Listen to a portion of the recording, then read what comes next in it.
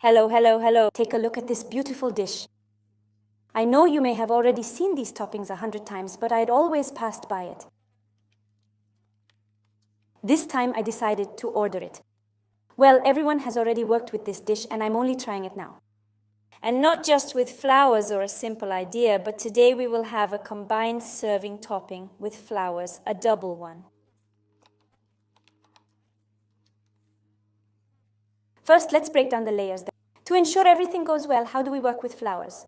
The first thing to start with is the level of our table and the temperature in our room, which should be 24-28 degrees C. The warmer, the better for the resin, as it loves heat. It works well and as it should when it's warm. However, there may be a catch if you overheat it and the temperature. In a room with a higher temperature than necessary, your resin, especially if it's liquid, will polymerize faster. Additionally, the resin polymerizes more quickly in volume, meaning in a narrow container like the cup I have here.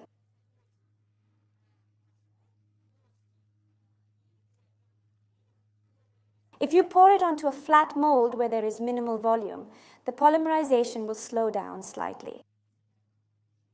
However, since flowers are made with resin that is already in the process of polymerizing, all the mechanisms and resin molecules begin to bond together and prevent the pigment from spreading out.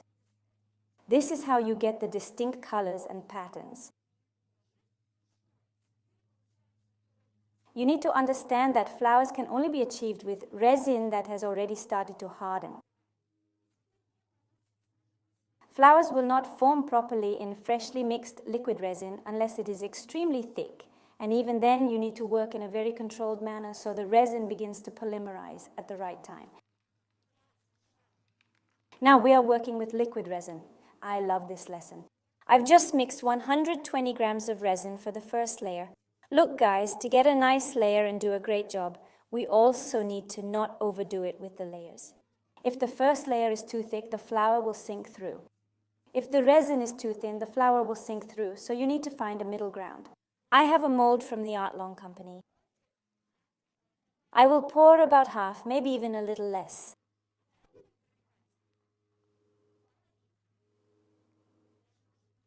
The second layer will be a serving filling. For the coloring, I need two colors.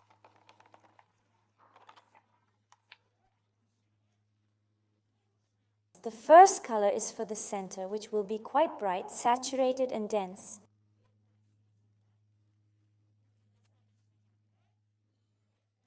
I will create a flower with an ombre effect, transitioning from light pink to bright red.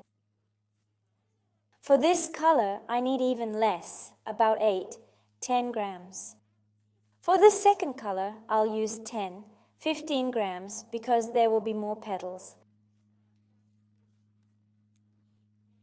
I won't fill the entire mold as I want the flower to be centered with the serving filling around it.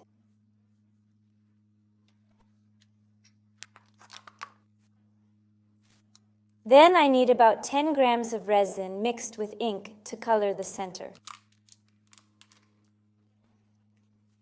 When working, the resin is already slightly warm. It's best to mix the resin. In a transparent cup, I mix the colors in a regular cup. You can use either a transparent or non-transparent cup to clearly see if everything is mixed correctly and the resin is clean. Now, if your resin doesn't release bubbles well or is too thick, pour it in several layers. Apply the first layer and distribute it over the mold, especially if you have a thick pour. Remove any bubbles and pour the resin in several puddles.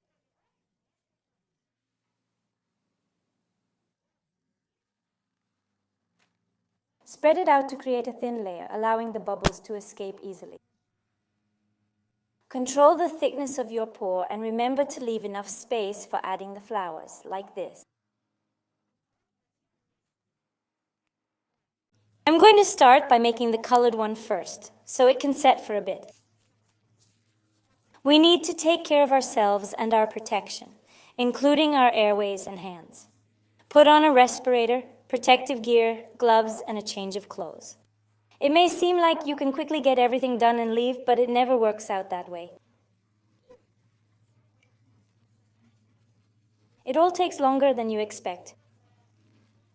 You always end up getting caught up in something. For my light color, I'm using a light pinkish red. I'm adding 5 drops of chili from Resin Arts. 1, 2, 3, 4, 5. Before mixing colors, always mix your main color first, then add in your secondary color, whether it's white or whatever else you want. I'm using white to add density. The reason I don't use pure red is because it lacks opacity. If you have an opaque color, please use it.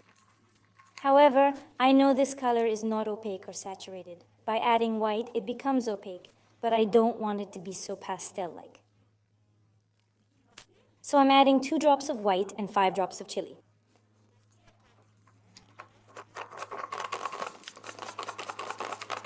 Next, I need a rich, dense red color. Since my base color is chili, I'm using that and adding 6 drops. 1, 2, 3, 4, 5, 6.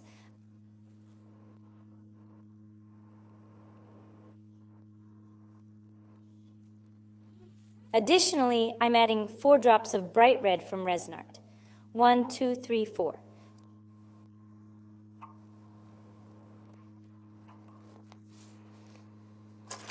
Stir the mixture and keep an eye on the humidity. Temperature and humidity are very important for resin, especially liquid resin, because during transport, for example, liquid resin, or really any liquid resin, hates humidity. It immediately develops a surface film, it's very sensitive to moisture, and gets covered in an amine film. So guys, I'm going to add 2 drops of white pigment here as well for opacity. But notice how even with the addition of red, the color hasn't turned pink like in the first cup. It became more opaque while retaining its red hue. So we're building up the opacity and color density so that you get a solid, consistent color on the walls of the cup. If you're going for a stained glass look, then unfortunately the details will get lost in the fill color, but using a transparent fill would work. However, I want rich, saturated petals. On the back side, I will have a serving fill color, which should emphasize them. If there are stained glass colors, they will sadly disappear and not be visible. Look at how much I'm talking. I'm stirring this entire time. Each cup and each color has its own spatula.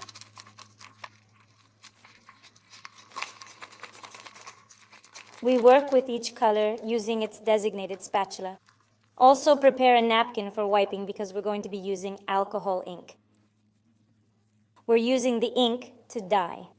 I'm dripping 1, 2, 3, 4, 5 drops. You can try it too. The ink can be any kind you like. Again, keep in mind that the ink is also sensitive to the fireplace film, especially with liquid resin. This is like a ticking time bomb that can give you an undesirable effect.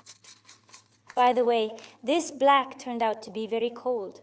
You know what? I'm going to add some Bordeaux here as well. 1, 2, 3, 4, 5 drops. Let's mix it. Ink can also let you down. It can clump up, so be careful. Yes, great. Now let's decorate the center. The center is everything for a flower. Think it through and make it intricate. Make it rich, deep, and voluminous. If needed, look, I first sprinkle small crumbs because they will fall off first. If I add them at the end, they won't be visible behind the stones. Now I'm adding red stones, also not too densely, because I want to add some gold later so that they shimmer here and there. Now I'm seeing that it's very fashionable to make large centers so that they can be seen with a gradient stretch and ombre effect.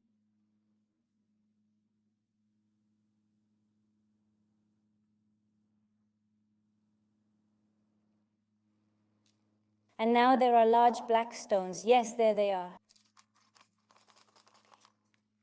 So let's take the black ink now with which we must draw sharp petals. We're just making dots, but in a very chaotic and schematic way. We're not really trying too hard here, just drawing. You could do this with a cup, making the spout narrower and drawing it like that. But I want the colored resin I have to sit even longer, so I'm taking the time to let the resin brew, and that's what we're doing right now. We're practicing the pattern that we'll be making. We'll have sharp petals. For those who watch the series Peaky Blinders, which I haven't actually watched, but I've seen a lot of trailers for it on Instagram or TikTok. I did watch a couple episodes though, so when I say sharp petals, it immediately reminds me of the Peaky Blinders series. That's the direction I'm giving to my colors. So you see, my shape will be more pointed. Now guys, immediately control your hand because our spatula should not sink to the bottom.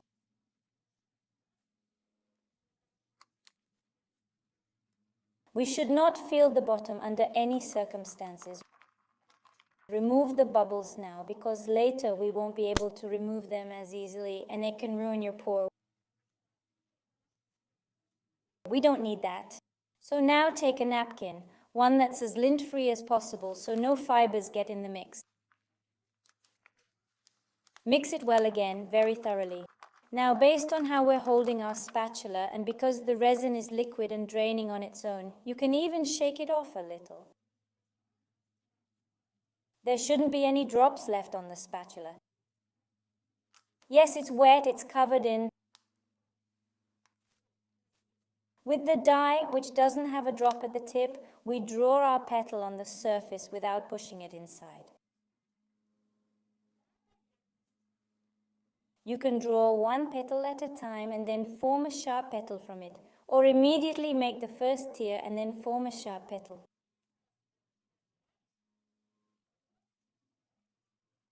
Watch how I do it at different angles.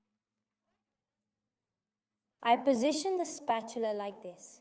When the petals are facing me, I cut straight into the depths, just as we hold a pen.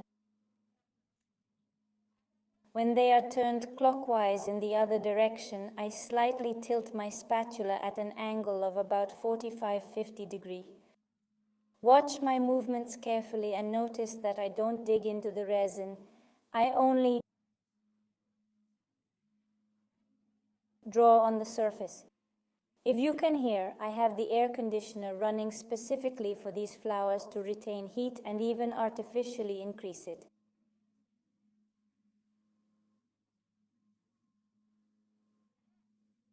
I make a sharp tip and connect the petals on the inside.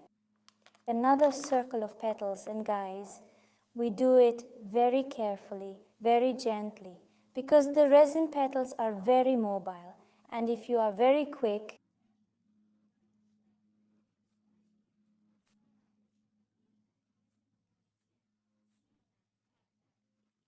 and impulsively create petals, then your previous ones will close or move or spoil somehow.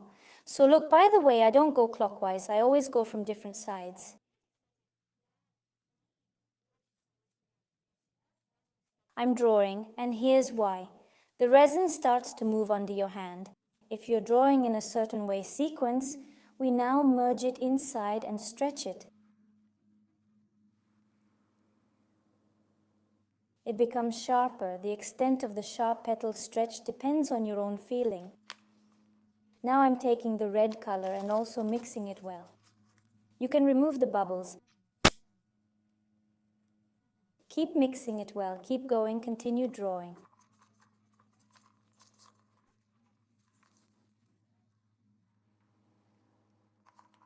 Always remember, keep the spatula in your head so there's no drop. Shake it out, remove it, and apply accurately.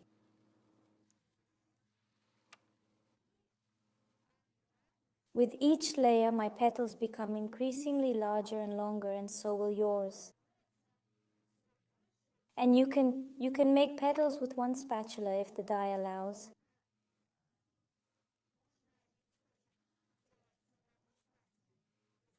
But you can make one comma first, then come back, pick up the spatula and make the second comma. This depends on the width of your spatula and how much pigment it will take. And don't cut deeply, calmly, don't rush.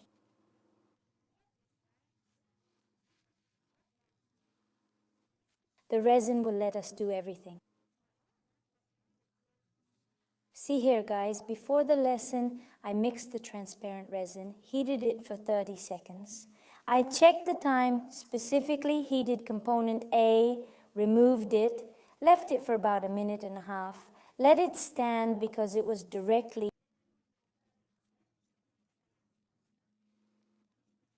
Right now, we need to slow down a bit and observe how the resin behaves. You can use a torch to remove any bubbles. You know, a torch is a great tool for resin florists like us. Let's call ourselves that. But I have to admit, I'm always a bit hesitant to talk about how I work with a torch because I have students of varying skill levels watching me.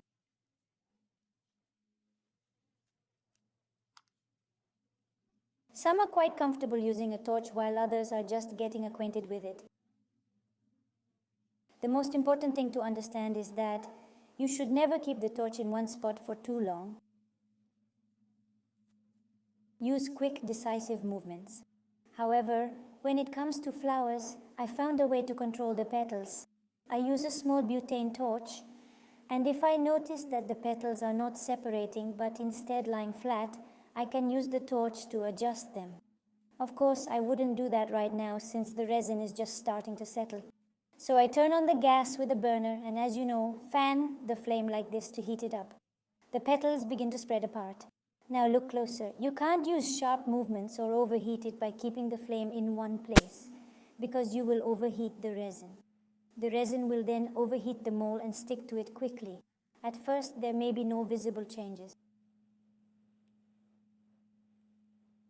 But when you give the resin time, it will begin to spread out.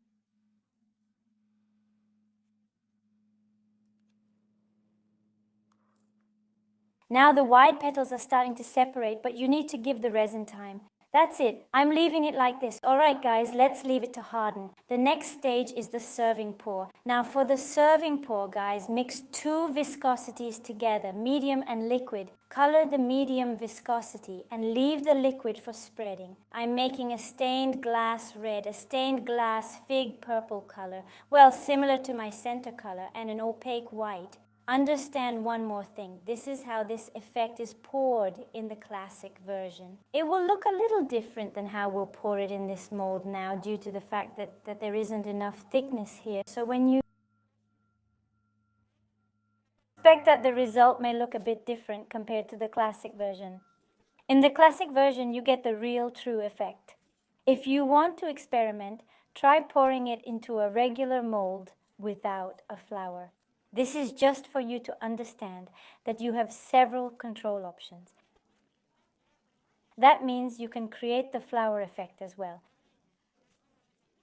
Without the serving filling, you already know how to create a new effect for the serving filling. Color the middle layer, spread it with liquid. I made 55G of stained glass red resin, a dense white 25G and 30G to create this fig-like effect.